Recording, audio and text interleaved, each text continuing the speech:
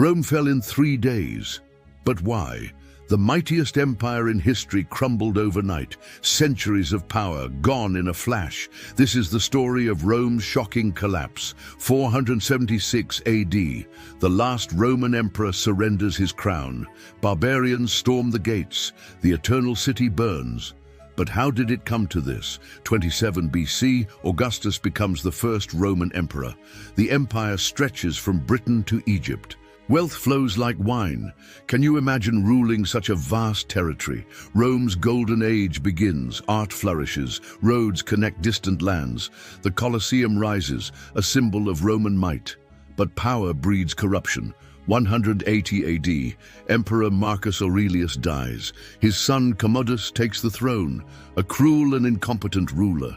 What would you do if your leader was mad with power? Commodus empties the treasury on lavish games. He fights as a gladiator, declaring himself a living god. The empire starts to crack. 235 AD, the crisis of the 3rd century begins. 26 emperors in 50 years, each one assassinated or overthrown. Chaos reigns.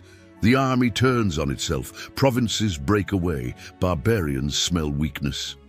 284 AD, Diocletian becomes emperor. He splits the empire in two to save it, east and west. A desperate gamble. It works for a time. 312 AD, Constantine the Great reunites the empire. He moves the capital to Constantinople. Rome is no longer the center. The old gods fade.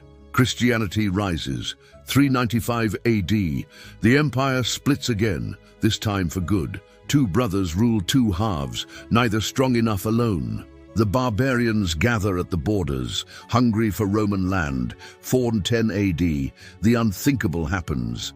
Visigoths sack Rome. The eternal city falls for the first time in 800 years. Can you believe this happened? The Western Empire limps on, a shadow of its former self. 455 AD, Vandals pillage Rome again. The city's treasures sail away to Africa. The end is near. 472 AD, Ricimer, a barbarian general, becomes the puppet master of Rome. He makes and breaks emperors at will. Even emperors make mistakes. Trusting Ricimer was fatal. August 28th, 476 AD, Odoacer, another barbarian commander, deposes the last Western emperor, young Romulus Augustulus.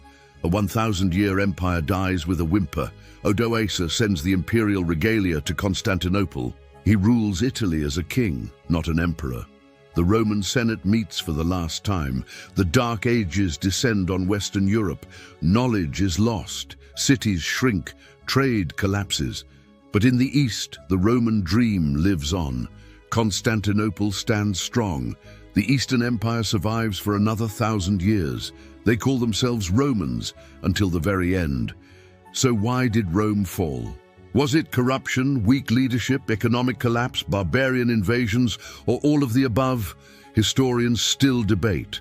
But one thing is clear, Rome's fall shocked the world. It seemed eternal, invincible, too big to fail. Yet it crumbled in just 3 days.